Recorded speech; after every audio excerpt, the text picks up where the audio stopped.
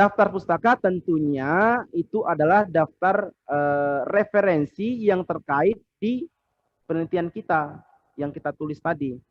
Jangan sampai ini daftar pustaka karena terburu-buru dia copy paste template daftar pustaka punya siapa, karena tadi dia melihat punya yang sudah terbit itu bagus, dia ambil, dia melihat apa namanya, mengikuti gaya seperti itu, lantas ada daftar pustaka yang lupa dirubah. Nah, ini juga keliru. Nah, jangan sampai seperti itu. Jadi, cara membuat daftar pustaka itu yang paling gampang adalah menggunakan software. Softwarenya namanya Mendeley. Kalau adik-adik itu menggunakan Mendeley, itu sudah secara otomatis ya, daftar pustaka itu akan tertulis di akhir. Tuh, ya. Jadi lebih terbantu kalau kita menggunakan software Mendeley. Tuh, saya sarankan sahabat jurnal semuanya menggunakan software Mendeley. Nah, kalau sudah, kita akan coba tadi masuk ke pasca penulisan ya, tahapan yang ketiga. Kalau sudah jadi ini sampai daftar pustaka, nah mari kita coba-coba nih. Coba-coba, nggak apa-apa. Masukkan dulu ke jurnal. Jurnal mana? Jurnal yang paling keren, yang reputasinya baik. Kalau bisa yang akreditasinya A. Kalau bisa jurnal internasional yang Q1, Q1. Ya. Supaya apa?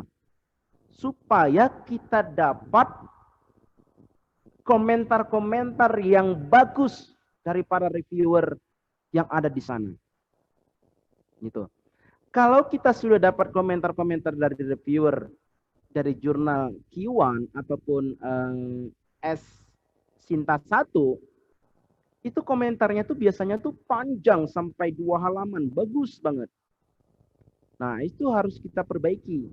Itu bagus.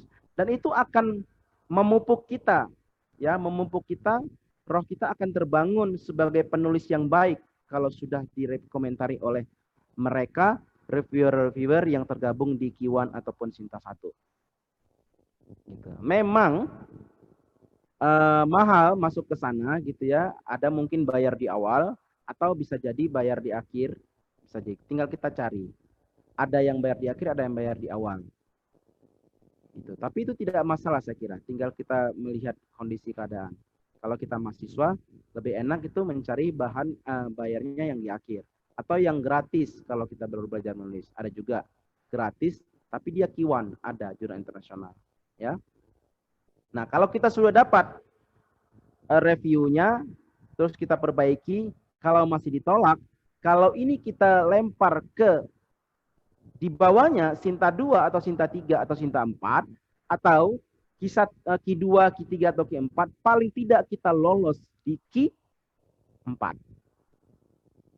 Gitu ya, internasional loh ya. Ini saya kupas sedikit. Begitu. Nah, jadi biasanya itu di bagian revisi oleh reviewer itu biasanya itu di bagian naskah ya.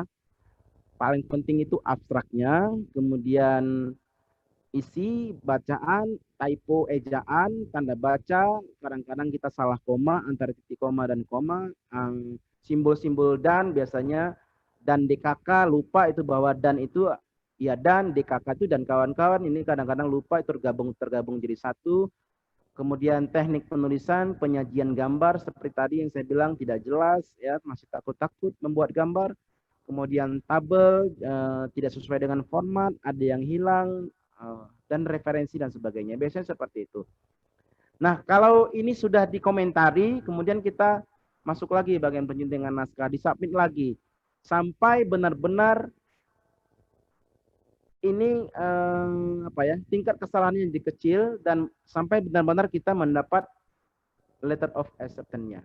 Jadi kalau kita sudah dapat LOA-nya, sudah bisa ini diterbitkan, itu sudah tenang kita. Dan akhirnya bisa diterbitkan. Ya, dipublikasi. Nah, kalau sudah dipublikasi itu biasanya ada nama berkalanya. Nama berkala itu dia terbit di edisi berapa? Edisi 2, nomor 3 misalnya. Atau ya, edisi yang terakhir misalnya begitu ya. Kemudian ada nama kelembagaan penerbitnya, penyuntingnya, tim editornya, terus gaya penulisannya, substansi, keberatan, kewajiban, pasca terbit dan sebagainya.